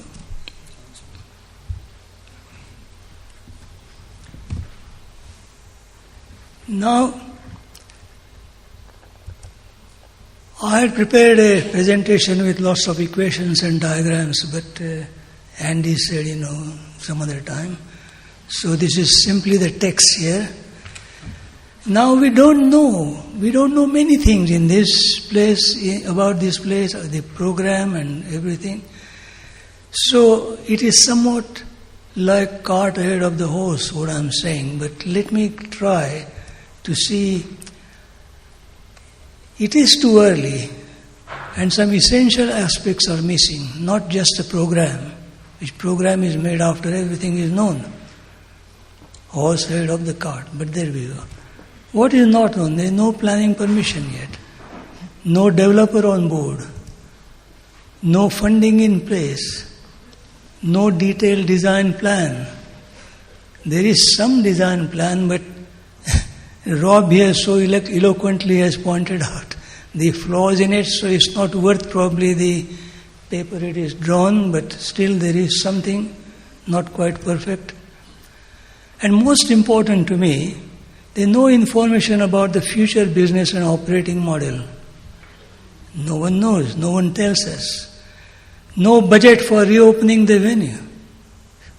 Now this is what I worried about, that they are saying 2 years closure, which might go to 2.5, and my worst case scenario is that we may not have this in the future. So this is where I come from.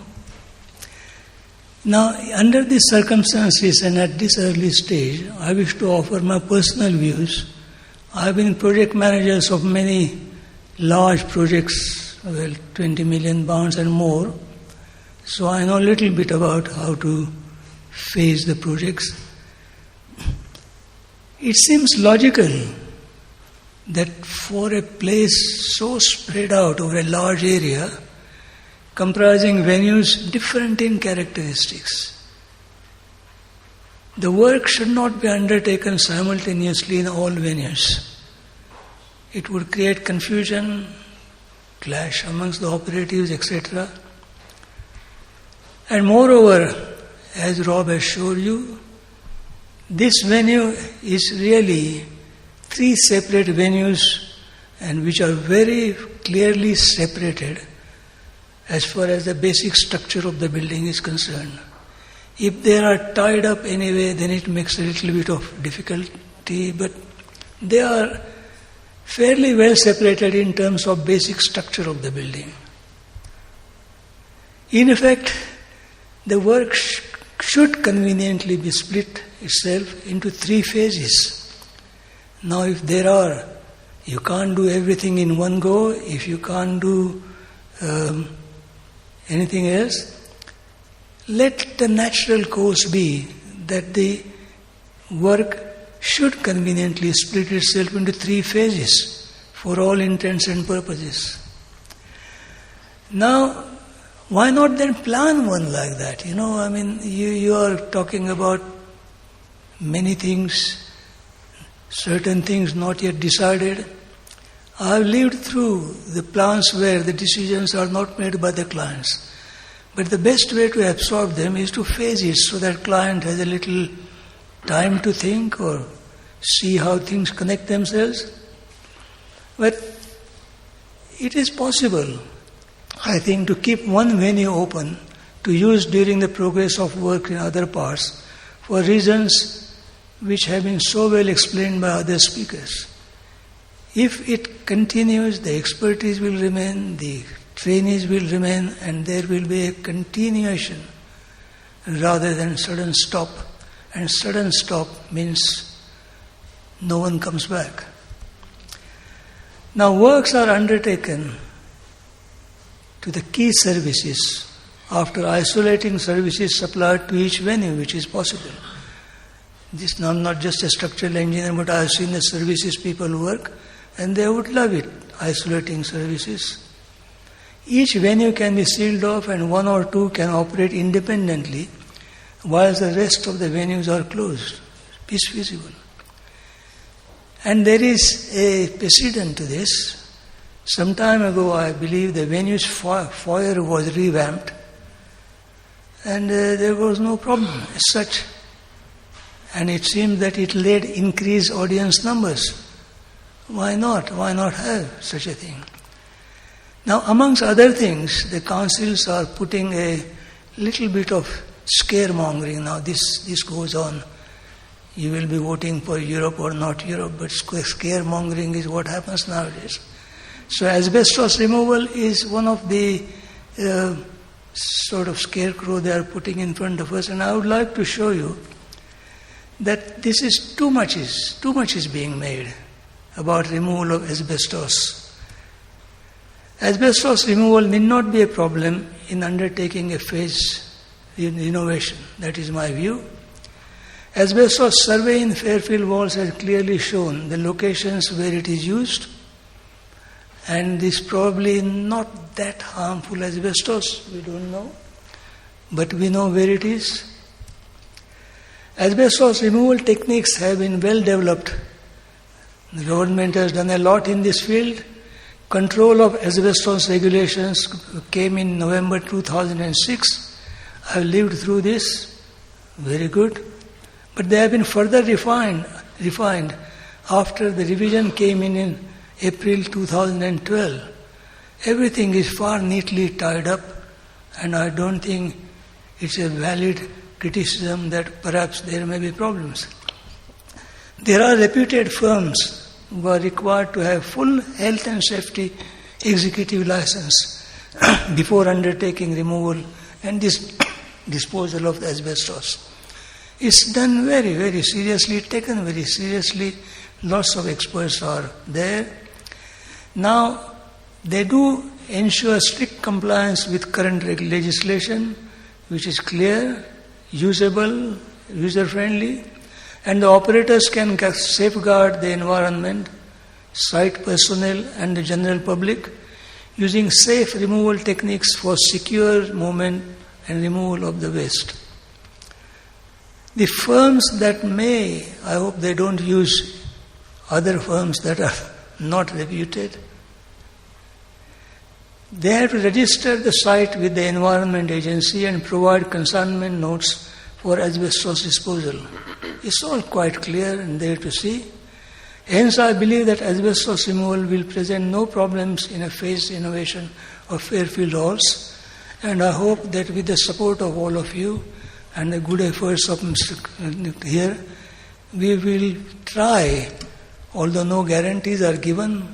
There's nothing guaranteed in the world these days, but we will try, and we'll try and see that our Fairfield Halls is there for my grandchildren, perhaps. Thank you very much.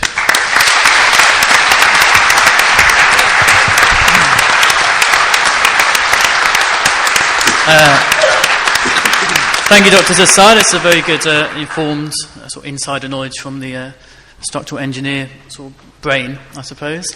Could we, just before you go on, is there anyone who has any questions? Yep.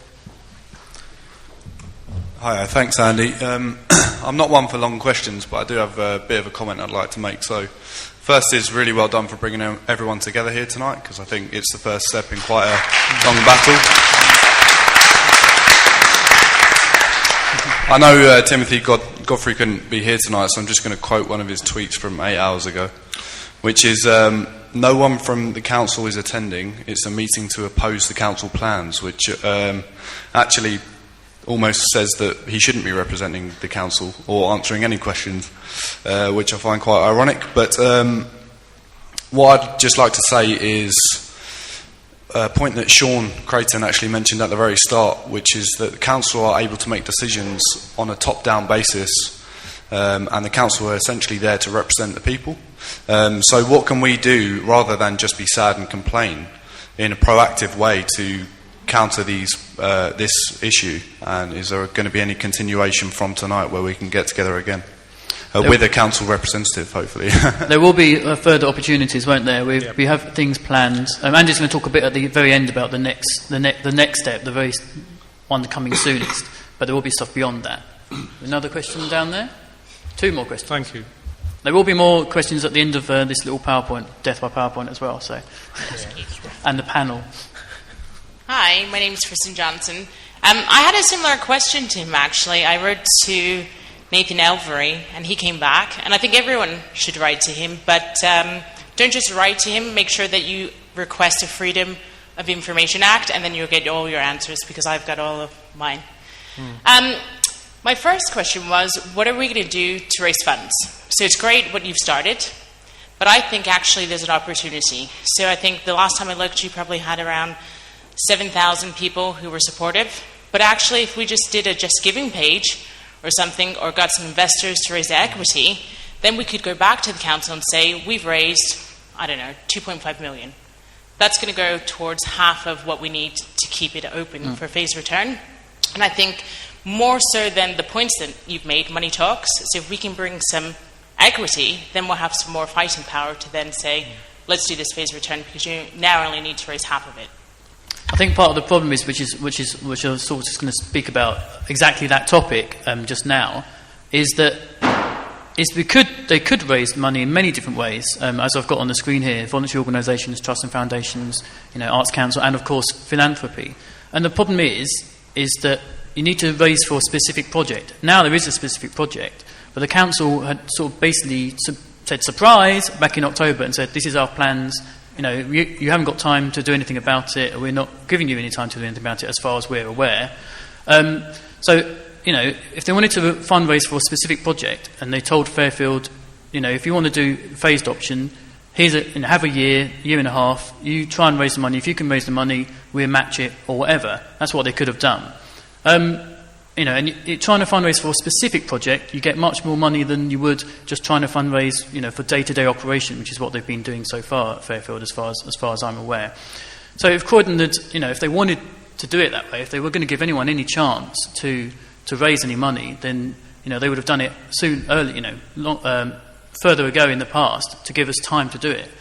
Saying in October you're going to shut in the summer, you haven't got enough time to raise any money, and that's before anything's been signed or anything was on paper.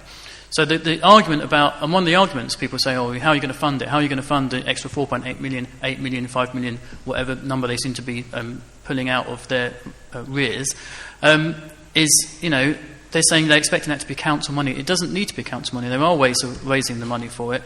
All these other theatres on the screen here, Spa Theatre, Newcastle, Watford Palace, they've all raised money from all loads of different places you can get money from individuals, from development funds, regional development funds, heritage lottery, personal donations, all sorts of trusts and foundations and things like that. So the arguments for closure, and people saying it's cheaper and it's easier, well, that's not necessarily true, and we don't know the true figure of the cost of closing and reopening.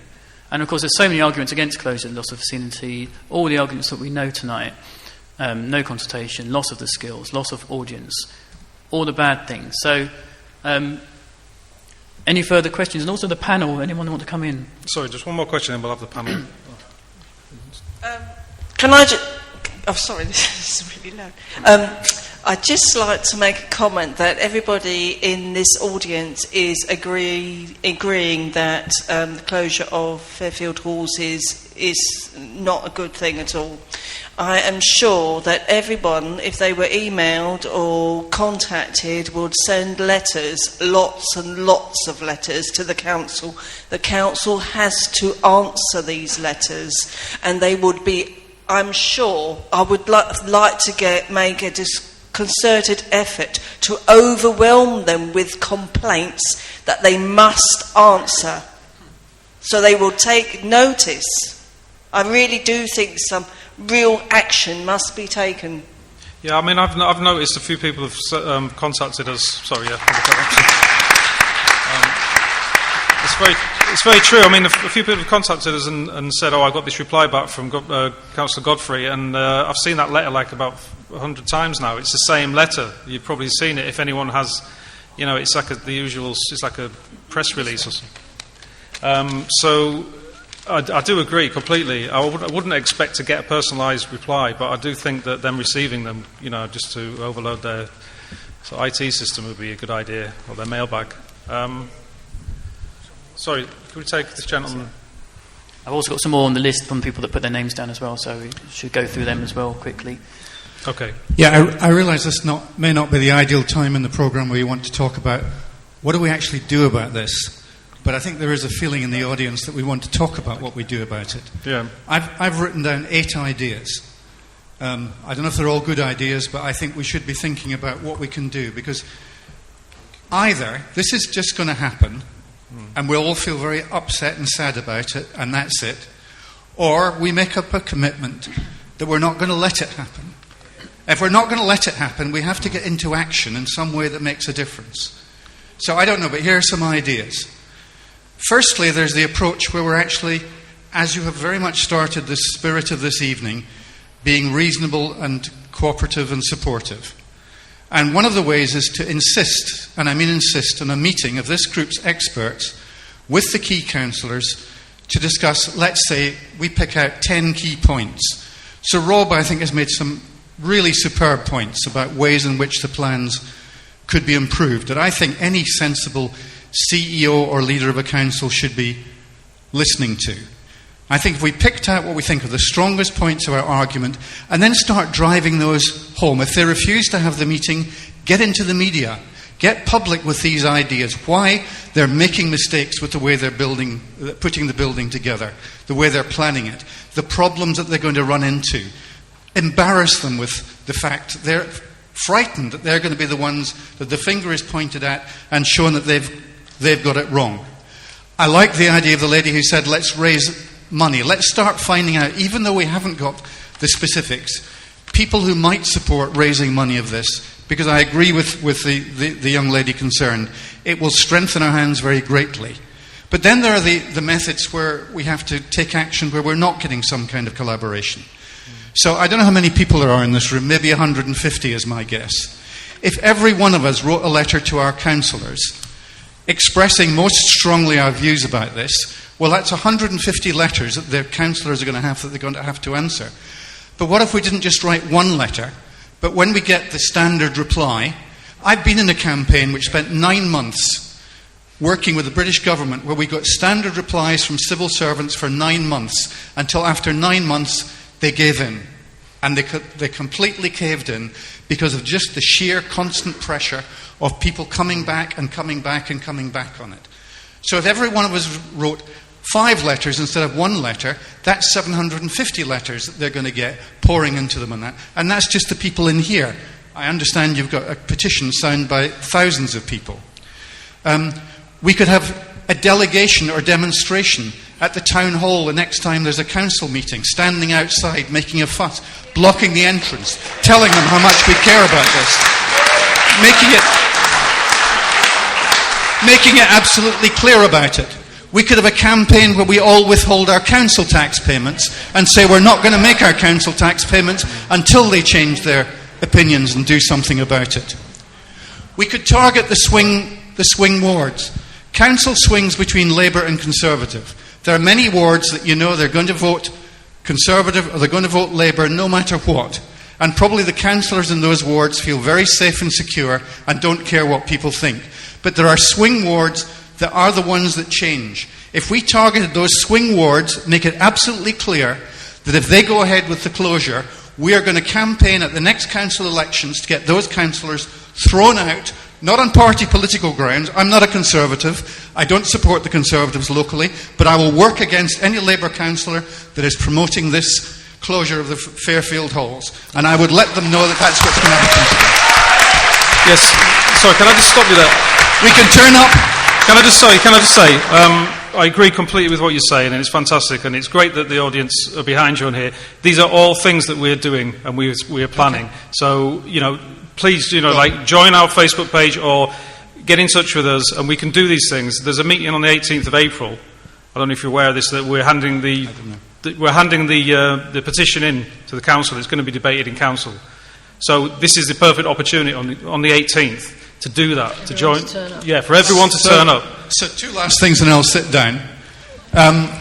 We could organise a social media onslaught on those swing councillors, so that those of us who, which isn't me unfortunately, but those of us who really understand how to use Twitter and Facebook and so on. I don't know if have you seen any of the stuff we've been putting out on the internet? Yeah, but I'm talking about specifically targeting the swing ward councillors on this, so that they really get that they are vulnerable in this. Is this getting party political here? And this. look, I agree. But there are people who've stopped hospitals being closed. I think this is a personal thing, though. I mean, I've got to say, I'm for saving the building, but what you're saying, you start your campaign to get people to vote them out. That's a great idea. But I'm not here to do that. I'm here to actually talk about the building and saving the building and the people involved in it. But I'm fully behind what you're saying, but I'd like to just...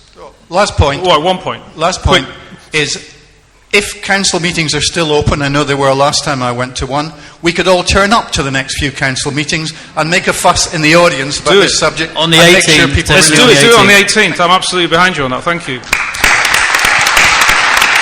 Okay, there's a few more questions.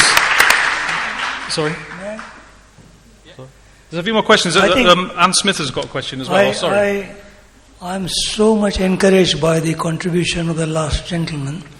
I would compare what we are doing today, an attempt to wake a person who is genuinely asleep. But to wake up a person who is pretending to be asleep requires very strong measures, as you are suggesting, throwing water or whatever. But they should know all this. But pretending to be asleep, they are very difficult to wake up, so maybe we take some stronger measures in the future. Thank you. Absolutely. Sorry, I just want to get to... I'm very keen to hear what you've got to say, because I think this is going to feed into the next meeting. And I want it to be... It's not just about us on here, or me on here saying, why I want to save it. It's about you. So, Anne Smith. Is Anne Smith here? Has she got a question? Are you Anne Smith? Oh, brilliant. Isn't it very risky to rely on funding for the redevelopment of Fairfield Halls based on a housing development for which planning permission has yet to be obtained? Yeah. Does anyone like to answer that? I think the answer to that is yes. Yeah. Okay. Can I? Yes, please. You're talking. Sorry, I'm Graeme Miall. I'm from an independent music promoter in the interesting situation where I provided services to both the Fairfield Halls and Croydon Council. This big challenge when people talk about crowdfunding and raising money now for the future of the Fairfield as we know it is the Fairfield organisation that runs the building, Fairfield Croydon Limited, has had its lease taken away. So to raise is what entity is actually able to raise the money to keep the building going now. The situation is that there is no operating body to be attracting money from the Arts Council, corporate sponsors, even private donors beyond July the 15th. And this ties back to all of the same operating issues with regard to the building design. You design a building for a client's needs. You don't design a building and then ask the client to shoehorn into that. Well, unless it's the small flats that they're building next to East Croydon Station, and you adapt your lifestyle accordingly. But for a building of this size, you really do need to be embracing the operational nature of the building, the operational organisation that will be delivering live music shows, theatre pieces, community projects. That needs to be clear now. And if that is clear now, then you have a body that can go forward and seek funding to keep the building open. And the big stumbling block that I see is that we just don't know who's going to have the keys to the door come the 15th of July. Similarly, that process needs to be there 18 months in advance, working on rebranding, working on building industry continuity to get the shows back into the building.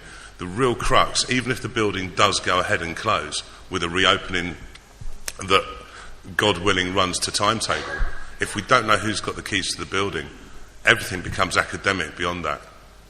Well, I think what this gentleman was meaning was that we should raise money for this campaign, and I thoroughly support that. It might interest you to know that the money spent to get this campaign this far, including the hire of this room tonight, has been spent out of their own pockets between Andy and Rob. So I have suggested, well, we've suggested that there's a bucket collection at the end, at least to cover the cost of this room for the evening. But I certainly think that a Just Giving page where we start fundraising so that we can actually keep a sustained campaign going, because as this gentleman said, we cannot let this happen.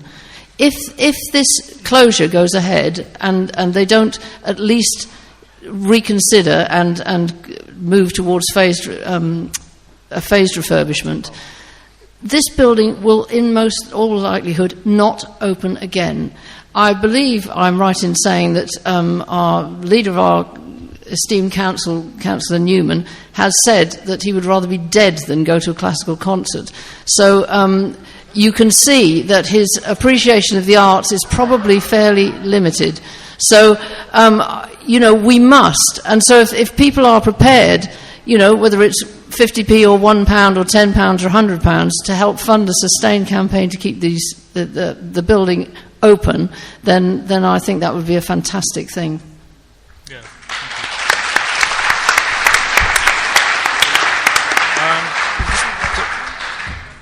Sorry, Sean. I keep getting caught out here, Sean. Can I follow up on the two people who made very specific suggestions, particularly the gentleman with his 8, because, in fact, most of his list are on my list of things that I was going to put forward. But there are some additional things that we can all do. Firstly, all of you could ask your neighbours and friends who live in Croydon, if they haven't already signed the online petition, to sign it so that there's even more signatures that Andy presents at the council meeting on the 18th of April. So there isn't that much more time to get more signatures. That must be a clear priority.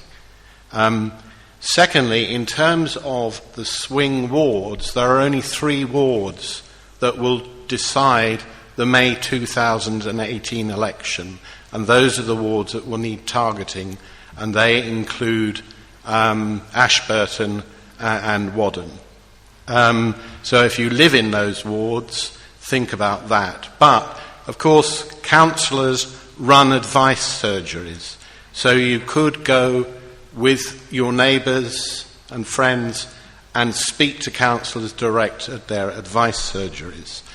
On next week, on the 12th of April, if I've understood the agenda of the Scrutiny and Oversight Committee of the Council properly, it's going to decide when it will hold a special meeting to review the implications of the closure plan.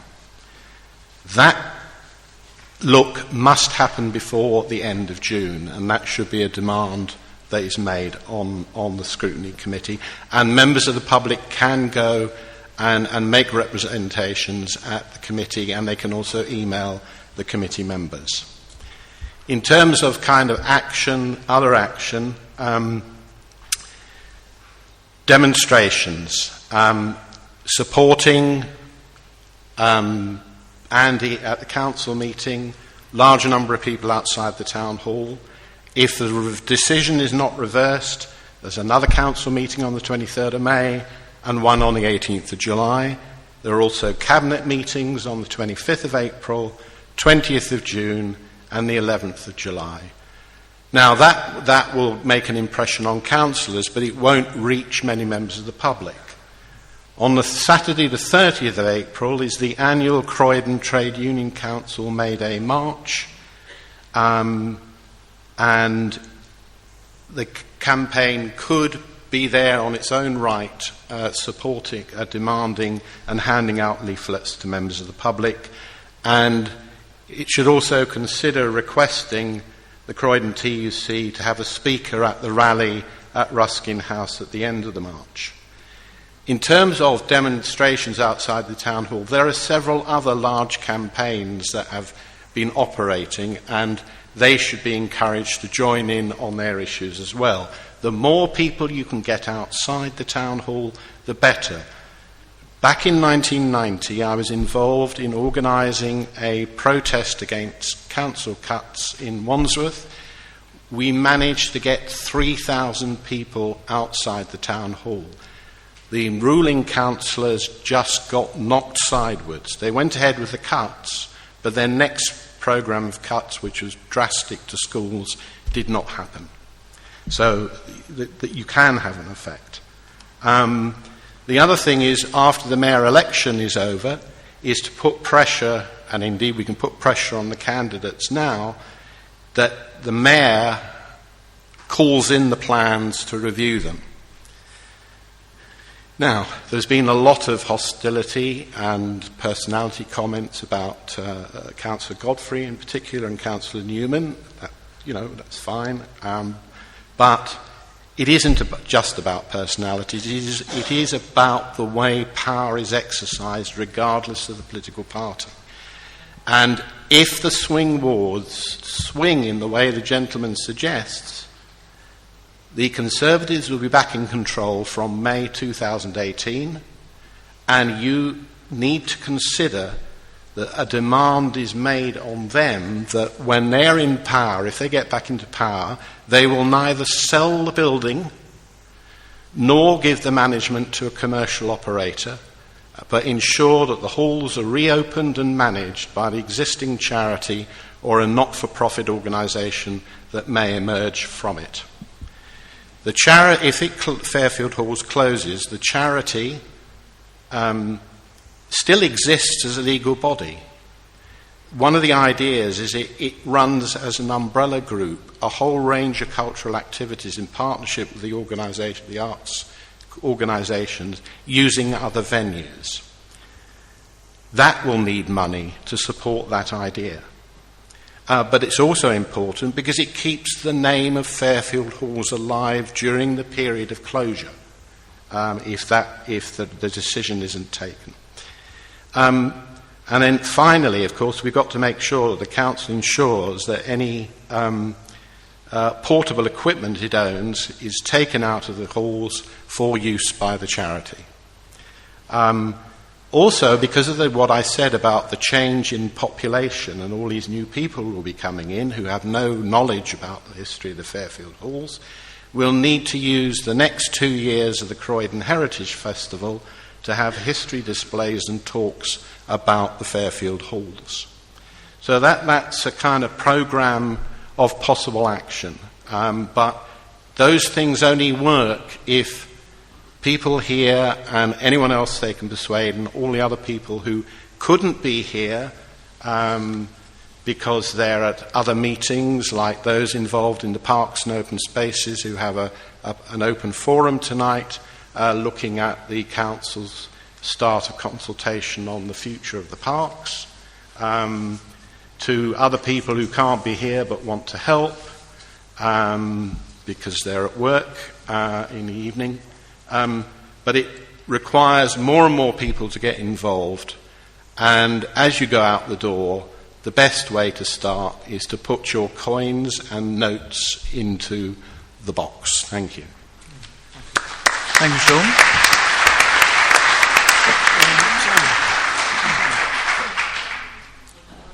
Yeah. Is this on? All right, yeah. The lady there mentioned the Freedom of Information Act, and that is actually a very powerful weapon. See why? Because you can ask for anything under the Act, and they must reply to you within 20 working days of your request. And if they don't, there are very strong financial penalties if they're in breach of that law. So it's a very powerful weapon, and if you use it, it could cost the council a lot of money. Absolutely. So, I mean, I have actually made one myself, asking for the information of the full McDonald report to be made public, and I know it won't happen, but there's a lot of details in there, I think, which would balance. It's been suggested that it's going to cost, like we say, 8 million, all this to do the phased. But they haven't actually said how much it'll cost to close it and reopen it. I think we've covered this, but that information hasn't been made public, and surely, we're all interested enough to gather together to talk about it, and I'm sure that the council should be, because after all, it's our money that they're spending, and I think that they should have been here to answer your questions. So, sorry, microphone over there. Thank you. Can I reassure the people in this room and people like Helen who've made comments about councillors? There are a number of councillors here tonight who have been supportive of this campaign from day one. We have called the decision that the council made into question. We've had separate meetings on it, and we have also tried to get the very report that you're discussing. Without any success, and as elected members we should be able to see that type of information, and it's been withheld from us. So I just wanted to really reassure people that it is not all councillors that want to close the Fairfield. I know that it's not, and we know also that, I mean, I don't know which party you stand for, that there are Labour councillors who don't agree with what's being done, but they are effectively being whipped. And I think it's incredible that as a councillor you are being denied access to reports which you should have access to, and I think this is something that needs to be widely exposed in the press. I mean, that's an appalling state of affairs. As you, as an elected councillor...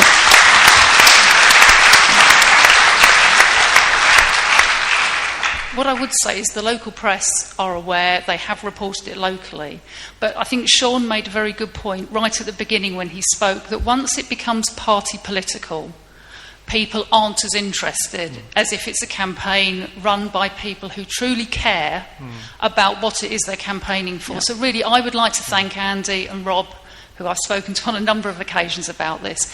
I'd like to thank them for what they're doing for the whole of Croydon, because as a political person, me doing it, my party doing it, it doesn't work in the same way. So I would endorse everything that's been said tonight, and thank you very much.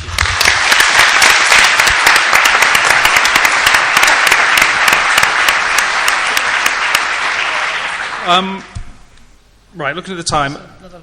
Another lady. I've just been passed the mic. May I just say, as there are probably many fellow Croydonians here who remember the site when even no foundation stones have been laid for the Fairfield Halls, and have been coming here since I was a youngster, and it had a great buzz about it, and like to see that continue. And for the past 30 years, I've been personally involved in booking this venue for dinner dances. And I'd like to commend the administrative staff and their liaison down to the kitchen staff and everyone concerned for some superb functions we've held here. That set aside, I'd like to return to a comment made by Darryl Davison, wasn't it, at the beginning? One of his points was that the original building was constructed by use of bequests, and that would suggest an element of public subscription. Now, your team have commandeered the minds of various engineers and people coordinating different aspects of this. Have you legal minds also looking into that aspect of bequests? I'm not suggesting that there is a covenant on the building, but to protect it for its future or on the land, regardless of, and I'm considerably persuaded by the arguments for partial closure, but regardless of whether it were partial or full, there's this great fear as to whether it will be committed to continue as the Fairfield Halls. And if there's an element of legal inquiry that can be made into bequests, public subscription, as I say, and I think what we need, anyone who remembers, we need John Huntley riding in on his bicycle with his archive delving into the Fairfield Halls and putting on a wonderful show. But perhaps you have some legal minds who can look into what I've said. Of course, if there is a legal mind here in the audience tonight who'd like to, help with the campaign, then step forward. Like I say, I mean, I do some occasional work here, but my other thing is I'm a filmmaker, and it's doing this. It is out of passion and love for theatres and venues that I've always worked in since I was like 16. I just love being backstage, so that's what drives me. And to see the children here, the people that use it. You know what I mean? And to see that taken away from them for 2 years, 10 years, however, it doesn't matter. 2 years is too long. So it's for the children. That's what we should be thinking. So I'll do anything to... Which leads nicely on to what we're going to do in the interim. Exactly. What's going to happen about the interim arts and culture programme? We've had a lot of questions about this. George Batley, Jonathan Edwards-Green, Derek again, Judy again from the Croydon Performing Arts Festival, Matthew Griffin, Graham Bass, Anne Daines, Kevin Singleton, Gwendolyn Horn, Dan Ison. All of these questions essentially are saying what we're going to do, and I've got more on the list from today. Graham Foster, Phil Myers, Diane from Younger Gen, if we can get you to speak in a second, Lenny Zakatek, Elle McKee, Kristen Johnson, Ian Marvin. Essentially all the questions are what's going to happen in the interim. I've been Barbara and Mary back in a little bit to go into a little bit more detail about what their fears are and what they plan to do. But just a little quick to give you some ideas. What can we do in the interim in Croydon when Fairfield's gone? Fairfield's capacities, as we know, he's got the concert hall 1,500, or the Ashcroft Theatre 747. This room 400 if it's standing, and all the smaller rooms around the building. Where's all that going to go? So obviously we've got Theatre Utopia. I know they said they might be here tonight. Are you here? Great. We'll get you to say something in a bit. You can tell us what you've got over there, actually. Braithwaite Hall, that's essentially an empty room. It could be a lot more, but they'd need to kit it out. And some of the stuff in here wouldn't be suitable, so they have to do it from scratch. Stanley Halls again. Box Park, what's that going to be? Facilities, capacity programme, what is it going to be? We just don't know, but that's given us the answer, has been given us an answer of what to replace what's in here. And then, what of temporary venues? And we haven't heard anything from the council about the options of temporary venues, but it's not something that's unheard of. For instance, the Miall Theatre in Canterbury, they closed for refurb, but they had the big tent in the middle, the top one. That was, I think that was Chichester Festival Theatre actually. But Miall had a big arena, which they built. Chichester Festival Theatre is that one in the middle there. Several others in these pictures are temporary venues which can be built in a park or somewhere that's open space. It stays there for a couple of years or even a few months of the year and then comes back on a rolling cycle. And you can put in them full-on professional facilities. This company here, the Theatre Tent Company, provide full-on arenas which can be heated, which can be operational in winter time, to put on events in the interim period. And we've even got one here, the Pavilion Theatre. It's even actually got a fly tower in it, so you can even put on professional shows with flying scenery, cloths, everything, basically in a big massive tent, but a very, very well heated and decent tent. And there's all these different types of temporary venue that they could do. So we've got a few people in here, hopefully, who will speak now to how will local groups be affected by this lack of interim offer really at the moment. So we've got Barbara and Mary, we've got Diane from Younger Generation, we've got Tony Fairweather, and of course Popchoir here with Helen. So if we start with Barbara and Mary, Tony, and we come back to Helen in a bit as well. And Diane, where are you as well? Sorry. Great, we'll take you down there later. I'll take my turn now. How we run our concerts. Barbara said we run 3 performances. We have about 24 schools performing each night. So schools that are performing in the first half sit on the choir stalls behind the stage, and when it's their turn to dance, they come down the stairs, they dance, and they come up the other stairs, then they go and sit back in the choir stalls. The second half schools all sit up in the balcony. Come half time, there's a rugby scrum as both ends change. So therefore you've got the second half schools going onto the stage and the first half can watch. If you have dance performances in the Ashcroft Theatre, you can't have the children seeing or the dancers seeing the other dances because there's just no way of doing it. The concert hall setup is perfect for us for that. As we said, 24 schools, so 24 lots of dance